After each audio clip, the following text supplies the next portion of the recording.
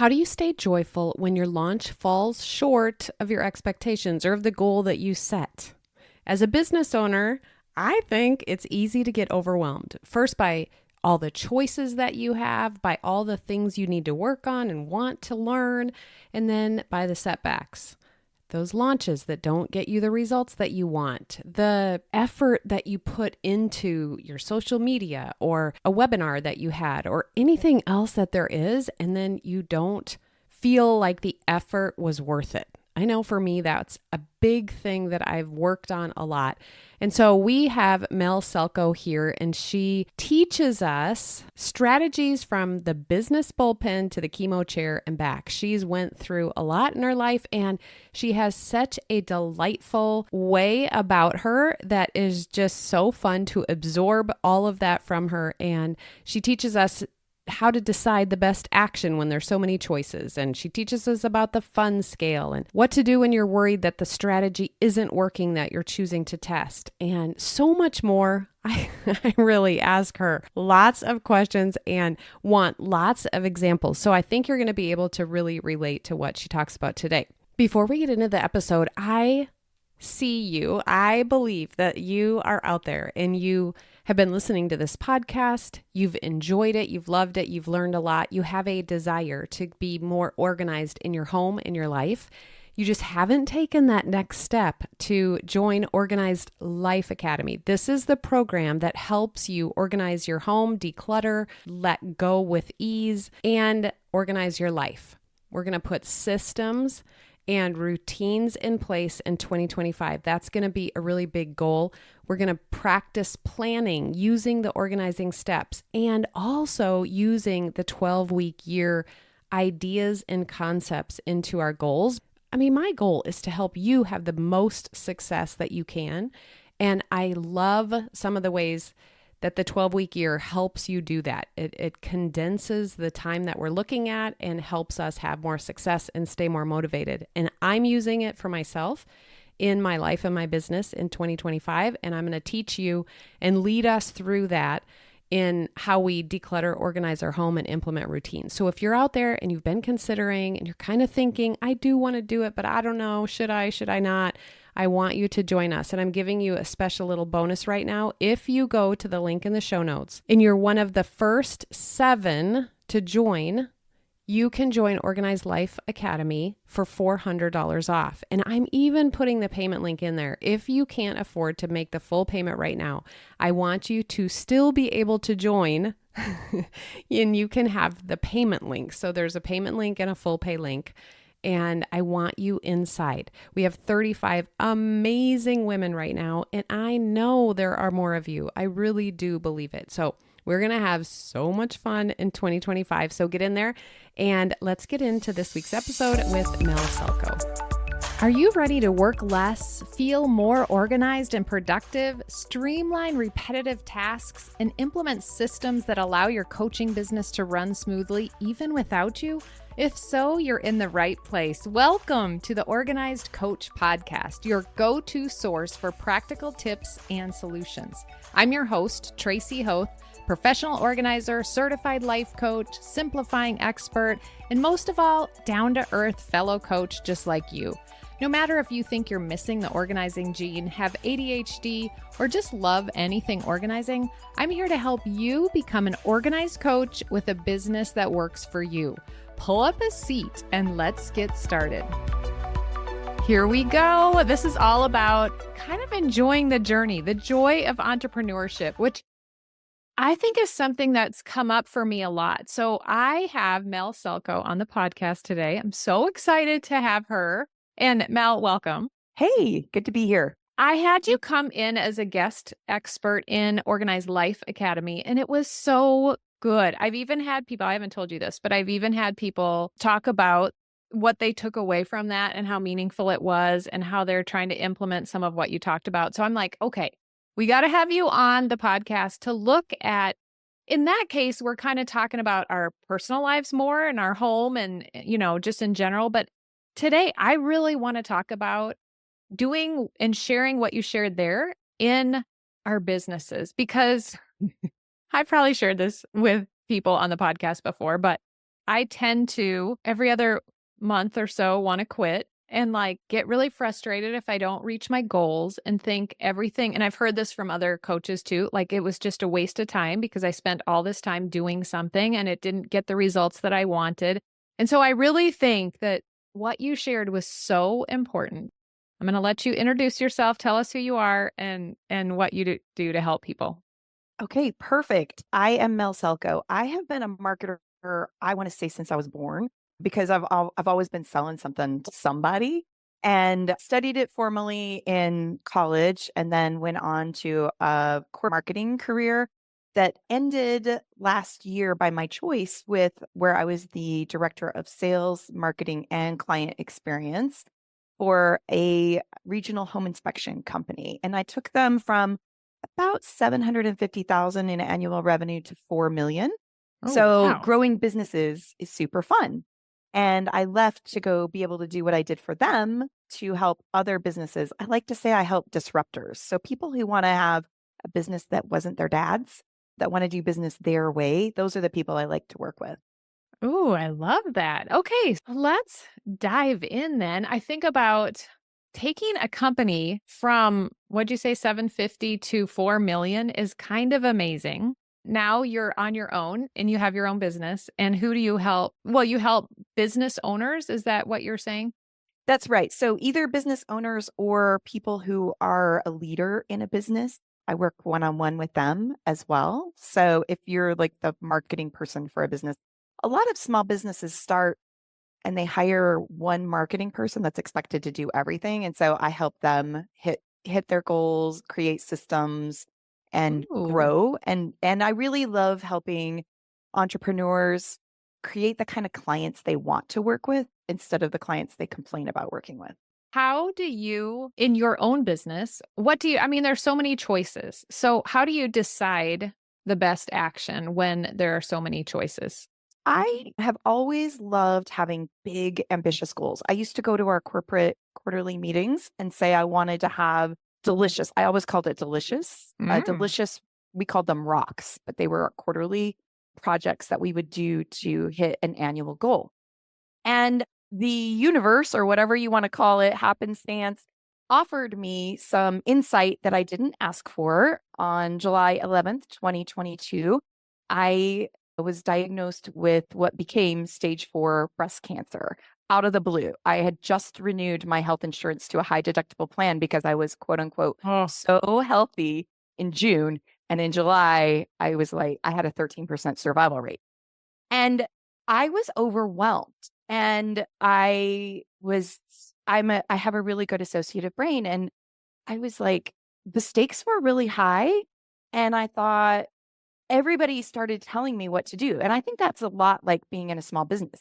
You get all this advice from everyone, and the stakes are really high. Like you want to eat, you want to pay your bills, and those are pretty high stakes. And you don't want to go back to corporate.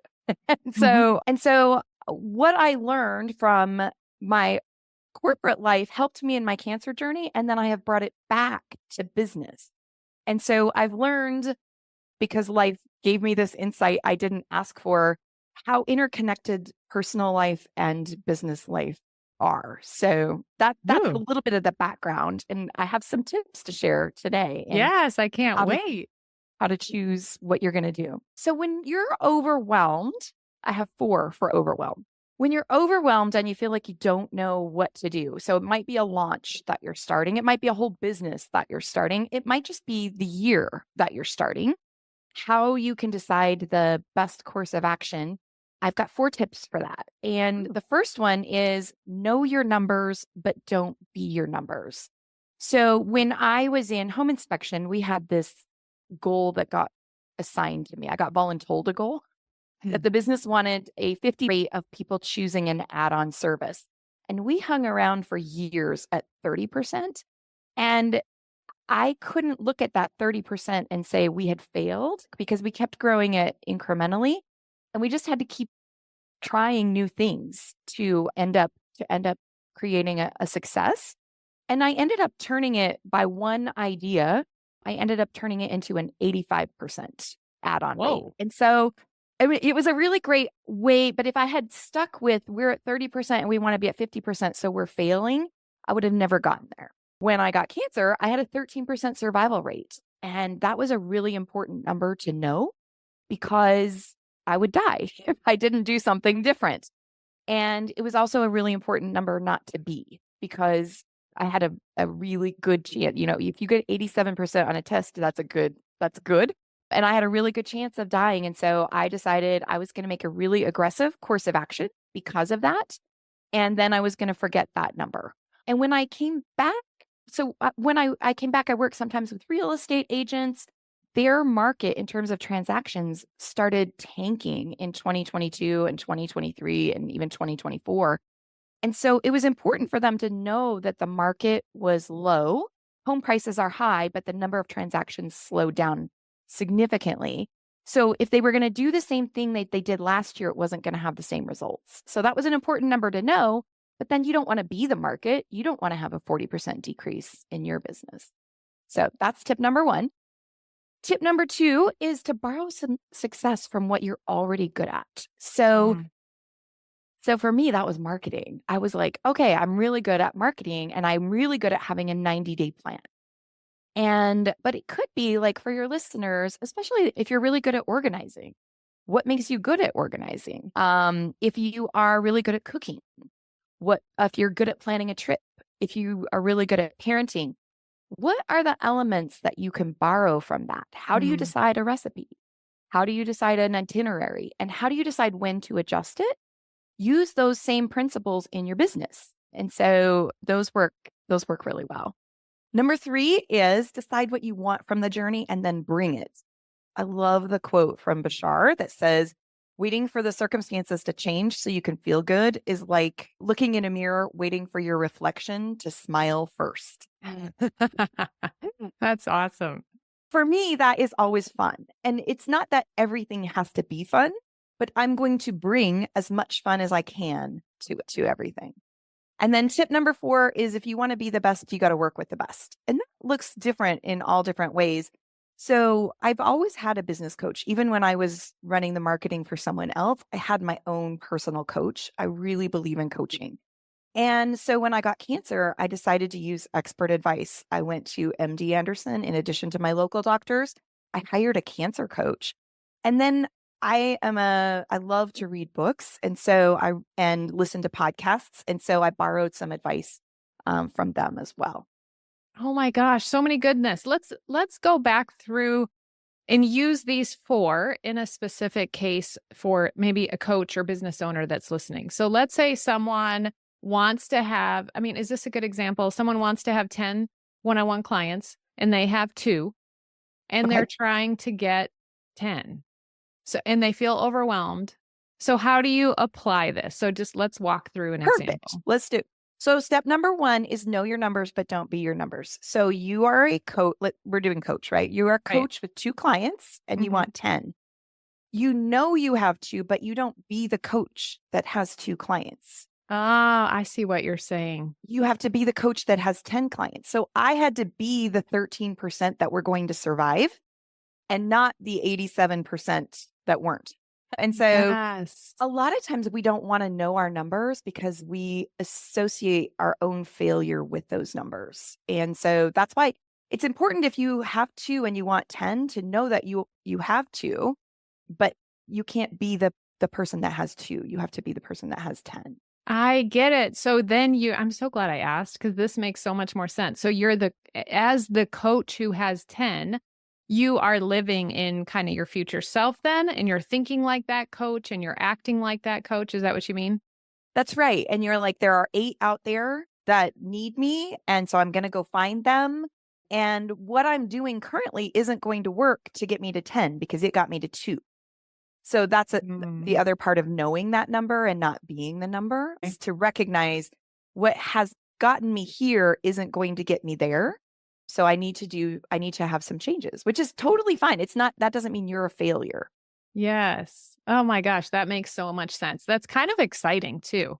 So then borrow success at what you're already good at. So what would be an example there? And I know it depends on the person, right? But Yeah. So you can either look back to how did I get these 2 clients and what could I do to create 10 from that sort of thing? Like, how could I maximize it? I really love when you're stuck in a rut in business, and it's not fun, to borrow success from a different part of your life that is so easy. So that's why I use the cooking example or the trip example. So if you're a really great cook, which I am not, but let's say I'm a good cook at the things I'm good at. So, but if you're really a good cook, how do you decide the recipe? It might be a feeling that you get when you're like looking for recipes. And then you can apply that to marketing advice that you're getting from other people or business advice. You look for that same body feeling, and then you're going to follow that. And then how do you know which parts of the recipe you want to follow? Like, are you I get all the ingredients out first and then, so look for ways that you can borrow success in the way that you feel when you're doing those things, in the way that you know it's going to work. Like if you're a good cook, when you try a recipe, you have a lot of confidence in it. I could do planning a trip because I am really good at that. But when you plan a trip, you really believe you're going to go. You don't think 2020 is going to come and take away your trip from you. How do you decide what your itinerary is? How do you decide where you're going to stay? That's how you decide what marketing approach you want. You can use those same feelings in your body when you hear advice, ways to find experts to help you. Yeah. What stood out to me at first when you were saying that, what are you good at? And I think, well, I'm finding success working out regularly because I'm texting a friend and we're doing the same workout. And I have my daughter down there and she doesn't do it every time with me, but I have her and say, when are we working out? And then we plan it. So I could do that, take that success into a plan. Is that kind of work in that That's situation? exactly it. So Okay. you're like, how did you decide what you were going to do to work out? I found out from a couple of friends, but there were so many options, right? And then we just decided. I picked one that looked the best, and we picked online YouTube. Okay, so you just pick that's part of it, right? So Yeah. if you're good at planning a trip, you pick a destination. You're not like, I mean, maybe you go to the airport and you're like, wherever's closest, we're gonna go, right? Pick the Yeah. workout Yeah. and then you committed to it. Like you break it down into all the steps and something that you're good at. And you're like, I am the kind of person that knows how to pick something because I picked a Yes. workout or I picked a destination for my trip or I picked a dress to wear today. Whatever like you're really good Yes, at. what And you're good how at. do you do that picking if it's really hard to pick in business? Mhm. Then you kind of look back at, well, I picked something that sounded fun, or I picked something that someone else told me was good for what I needed. So you can go back into even the how that you do somewhere else that you're really good at and Yeah. apply that how in business. But when you were talking too about the cooking, like I'm really good at cooking. And lately I've been making a soup every, I don't know, 2 to 3 weeks with everything left over in the refrigerator and a couple of cans of this and some, just throwing it together. And it's been delicious every single time. And so when you were talking, I'm like, oh yeah, that's how it feels when I start making the soup. Like I could totally feel that confidence or like letting it go. I didn't even matter if it wasn't good because they were all leftovers that we, maybe wouldn't even have used. And I probably could make it good even if at first it wasn't good. So it's so fun to think through that and have an example in mind. And what I heard about that was trusting yourself. Oh That when yeah. you make that you then trust yourself, which I think is so lost, especially like in business, in small business. If you haven't ever had a business, it's really hard to trust yourself that you have the instincts for your people. But if you look at Mm. anywhere else that you're good at, the first time you did it, you hadn't ever done it then either. So I love that. I love that example for you Yeah. because trusting yourself for sure is part of your process. Yes, that's so interesting. And that's what's great about a coach too, is they reflect back to you something that you didn't even know you were saying. And so thank you. And then design what you want and then bring fun in it or bring it in. Yeah. So for me, it's fun, but for other people, it might be impact. It might be achievement. And so I love the question that I got from one of my coaches. How is it already true?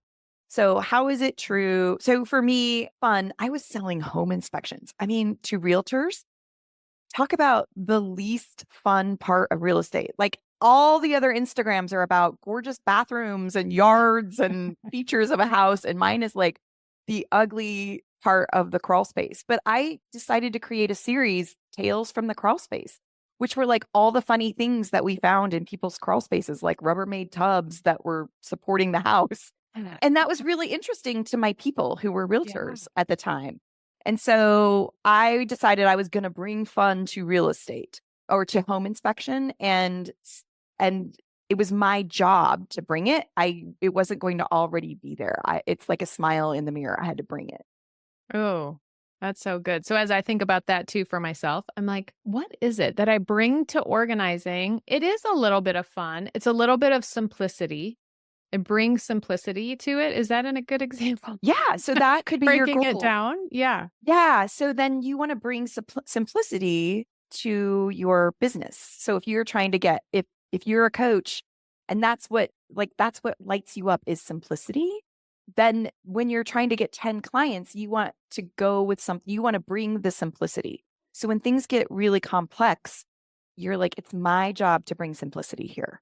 Instead of, I am a victim of the complexity. Okay, good. And then be the best, work with the best. I mean, that to me makes sense or is very clear. Yeah. And what's really interesting is when you look for, like, one of the things I did in cancer is there was a woman who had studied people who beat the odds. And what was really fascinating, and I think we can apply this in business, is they all did 9 things, but they weren't exactly the same. So one of the things was change their diet, but they didn't all change to the same diet.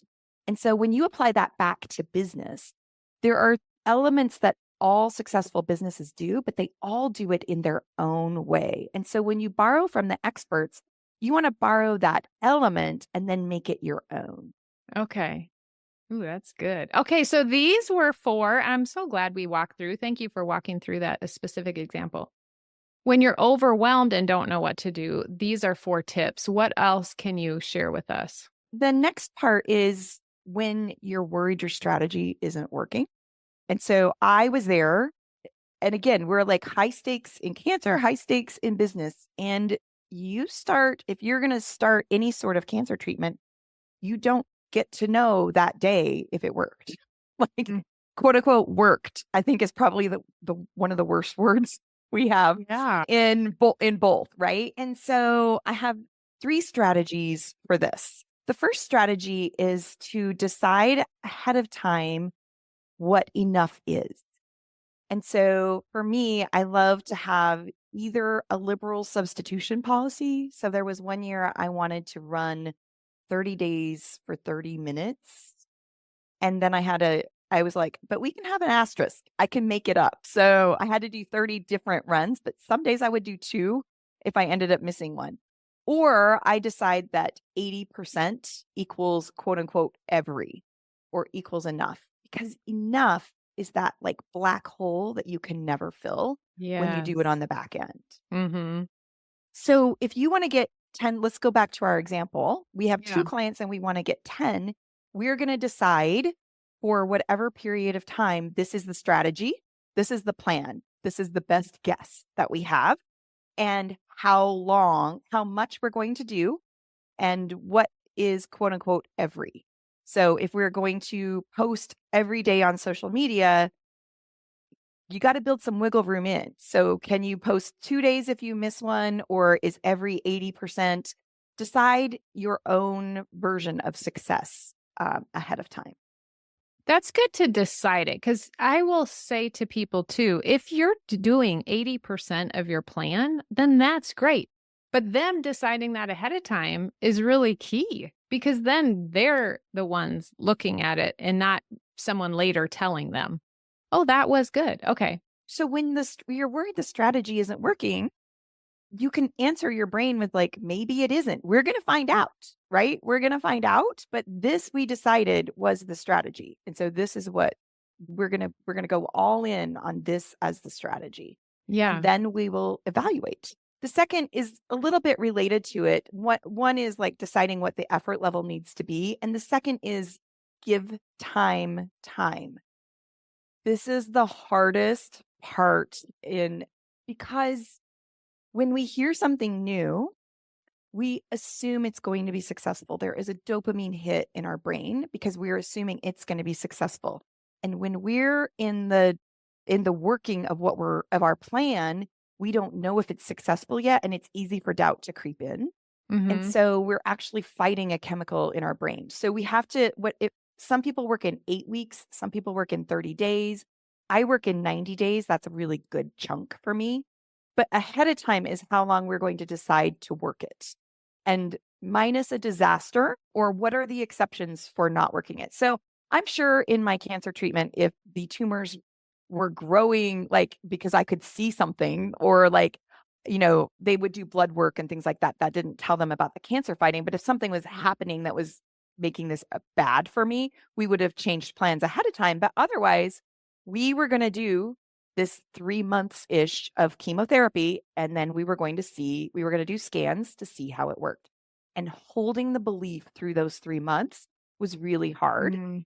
And it was a beautiful thing because I didn't have to keep second guessing all the things that I was going to do. And when you get rid of the second guesser, you end up having so much more space in your head and so much more energy towards continuing on your plan. So that's giving time. And good ideas will still hit you. And that's awesome. Make a list, answer them. I'm like, we can consider that at this time. So I don't shut down good ideas. I welcome them, but we're not going to do them now. We're going to do them at this time. We're going to evaluate them at this time. Yeah, that makes me think one of the ways you can do that and keep track of that idea is to have an appointment on the first of the next month or the first of the the end of the 90 days. Have an appointment on there, like at 7 a.m., and keep in the description all your other ideas that you want to try. That way you have a place to put that and you know that it's there and it'll come up on your calendar. But I love you're getting rid of the second guessing, you're getting rid of the decision fatigue, you're getting rid of all that self-talk and that back and forth. And that feels so freeing to decide that. It really is. It seems at the moment you're deciding it, it seems limiting because you're like, what if I have the brilliant, quote unquote, right idea? There is no right idea. I wish there was, but you don't know all the elements that you're putting in. There was a time I was launching a series of classes, which is one of the ways I used to market at the home inspection company. And I went and taught the first one, and it was I thought it was a bomb. And I was like, oh no, this is not going to work. And it turned out somebody in that class really loved the idea. And a month later, I'd given myself 90 days for this launch. A month later, their office asked me to put on a special conference just for those agents. And so you can't know until you give the time. So if the recipe says you got to bake it for 30 minutes and you take it out of the oven in 2, it's not going to be the cake you thought. Oh, that's such a good analogy. And you're 100% all in then instead of that second guessing and wondering.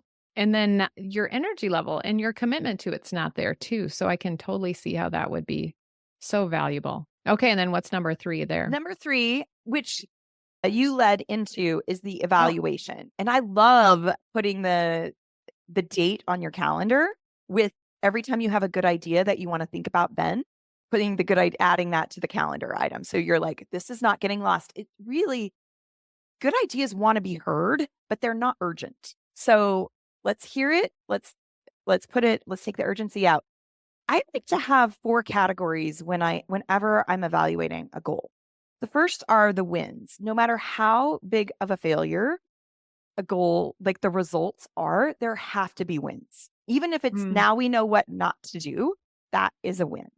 What are things that worked? What are the things that worked? What are the things that you enjoyed or were simple, or whatever the thing you wanted to bring to the journey is? How did you show up in a way that was a win? I love to look at ahas. What did you learn? Oh, I learned I don't really like cold calling, or I learned whatever it is. The third thing I call accidental excellence. What did you get out of it that you didn't expect? So that person that gave me the conference talk, that would be accidental excellence.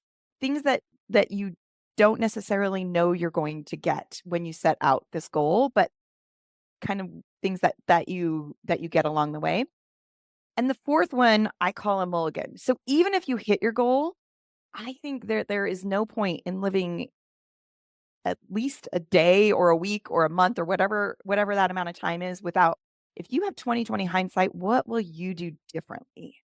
Knowing what you know from either achieving or not achieving the goal. So if you allow the mulligan in, no matter what the result is, then it doesn't feel so defeating to be like, oh, I didn't hit the goal. The goal's just a guess. So wait, what's a mulligan? I know it's golf, but what is It's it? golf. So in golf, Two over? and I am not an expert golfer, but in golf, I used to call it a fail, and I used to have my salespeople report a fail, but they did not like to report fails. So I started calling it a mulligan. It's like a do-over in golf. So if you hit a bad shot, like you get a mulligan and you can drop the ball and redo it. Do you have to add is that where you like it That goes I don't out know. and you add in? I just Oh, okay. borrowed the term is like so it's like a do-over. A do-over is what I would call it. But when you call it something innocuous like a mulligan, if you are a golfer, then a mulligan might have a bad feeling for you, but I'm not a golfer. So I'm like, So then that works. Just gonna drop the ball and do it again. So I really love the idea that you could always do something better, no matter how great you did it or how badly you did it. And that takes away the judgment of you in that equation, right? It's like, now that we know what we know, what could we have done better? I heard on your most recent podcast, you referenced this, but if you didn't do your plan, I like to think it's your plan's fault. Yeah. Did you hear me say that about you? I'm like, no, tell me that. And so it's interesting. I have a daughter that works at one of those stretch places where you go and they stretch you. Yeah. And it's really interesting because when they stretch you, they only want a 3, a 5, and a 7 out of 10 in stretching. And so your guess might be a 9 out of 10 in stretching you. And that's the times when you're hurting yourself to like actually do all the things. And so you don't, because you don't want to hurt yourself. And so instead of coming back later and saying, oh, I didn't do that goal, it's like, no, or I didn't do my action plan. My action plan was too big of a stretch for me. So I need to find out a better stretch. I need a 3 or a 5 or a 7 in stretching. And it's not my muscle's fault it couldn't stretch that far without hurting, right? So I definitely like thinking about if we have a plan and we couldn't do it at whatever level we wanted to, 80% or whatever the wiggle room is, it's the plan's fault. It's not our fault. Well, that muscle, that even brings a whole nother perspective to that and how it makes sense. I love that. And as you're talking about this, I'm thinking you have to start at the beginning. You have to have a plan and a time period in order to come back and evaluate these things. So it's so good to think about, let's make a plan. Since you shared with us, I went and got the book, the 90-day year, or what is it? 12-week year, I think. Yes. And I am studying that because in 2025 in Organized Life Academy, that's what we're going to use. We're going to do 90-day plans. So 4 of them, and we're going to use like this stuff. This is good. You'll have to come back and help me to see even more in there. We talked about those 3 strategies. What else do you have? Do you just keep going? I have a lot, but I think that given what's happening in the Organized Academy, for next year, I have a really great prep because a lot of times we have to choose we get to choose our challenges. Sometimes life chooses it for us. Like in my cancer journey, life chose my challenge. The challenge was to survive. Actually, the challenge was to get the most out of the life that I have. But a lot of times we are in the lucky spot where we get to choose the challenge. And I have a really great matrix to help us figure out what are the challenges that we want to choose for ourselves or our business. It works in personal life or in business life. And it helps us also know what is going to rob us of hitting those challenges. So like, what are the biggest distractions? So it seems like it would be a really great precursor to the next year of the Organized Academy.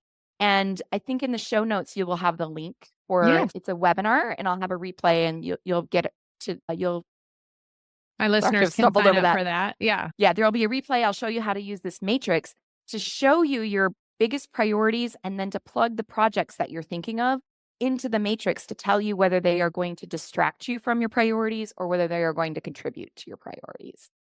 Oh, that's so fun. So we did do a priority. We kind of did a dream and a vision board and lasering in on what our priorities and then plug in. What did you say? Plug in So then you plug in projects or ideas. projects. Okay. And so if your priority, like in your business, let's use the example. Yeah, let's like use if my business. biggest priority is new clients and my next biggest priority is revenue, then if I'm like, oh, maybe I should write a book.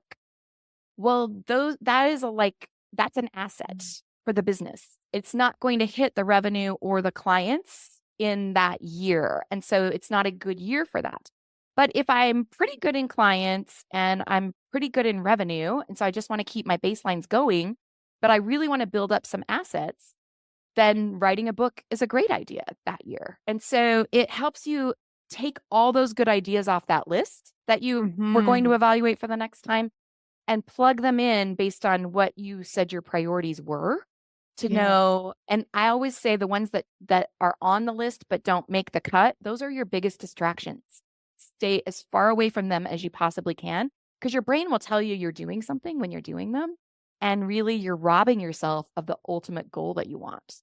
That's so good. So when every Instagram ad comes across about a new book, but if that is not or book coach or, some new thing that's out, write a book in 10 days, then you're going to stay away from that. That's the distraction if your goal is new clients and new revenue. That's right. If those are your revenue. highest, and so we rank them in the priority, and the work you have already done will save people a step.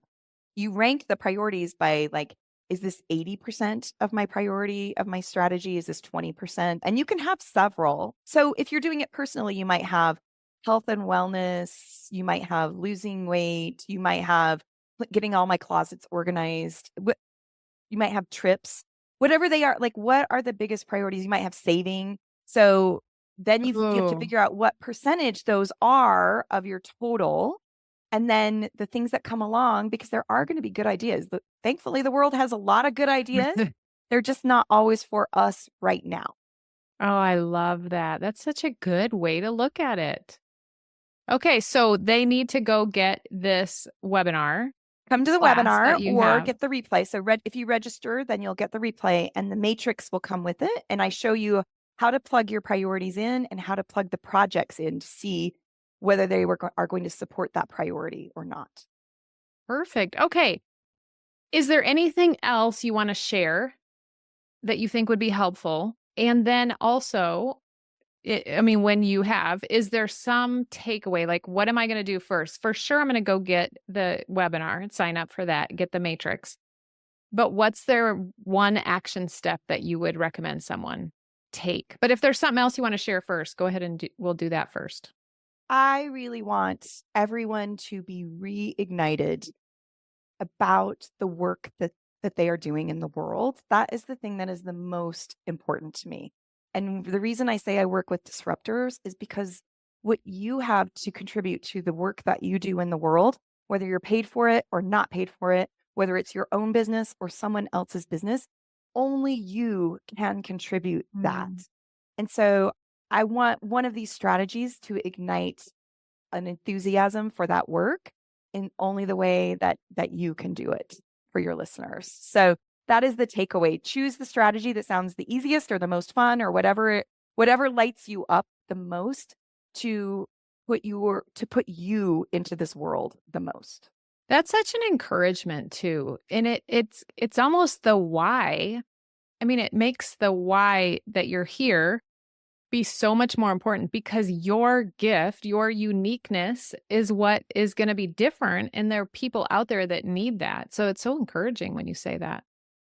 Yeah. And that, again, I learned from my cancer journey. Like, thankfully, people had been researching this and there were books I could look at and coaches I could hire. And what if one of them had been like, it's too hard, or I didn't find the right medicine the first time we did the trial, or I just think about the world. There's somebody in this world that needs what you can give. And so light yourself up. It's your job to bring the thing that lights yourself up so that you can keep giving it.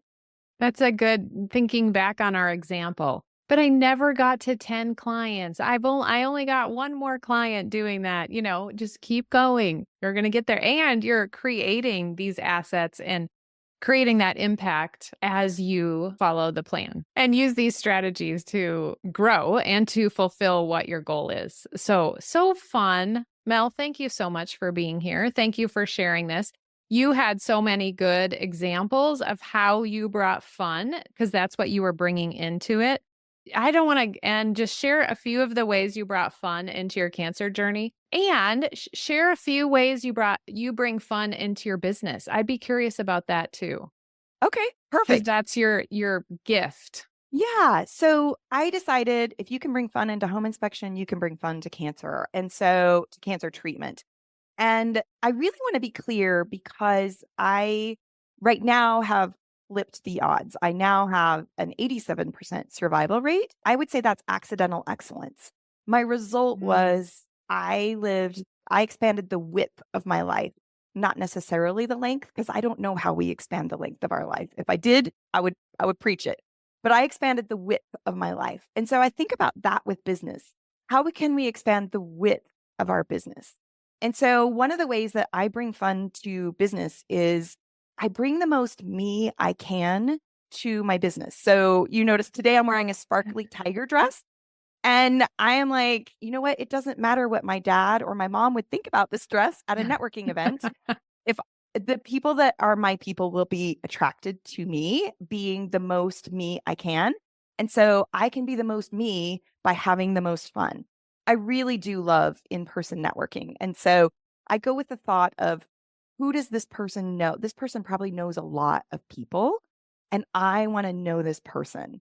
And it makes it so much fun for me to be able to do that.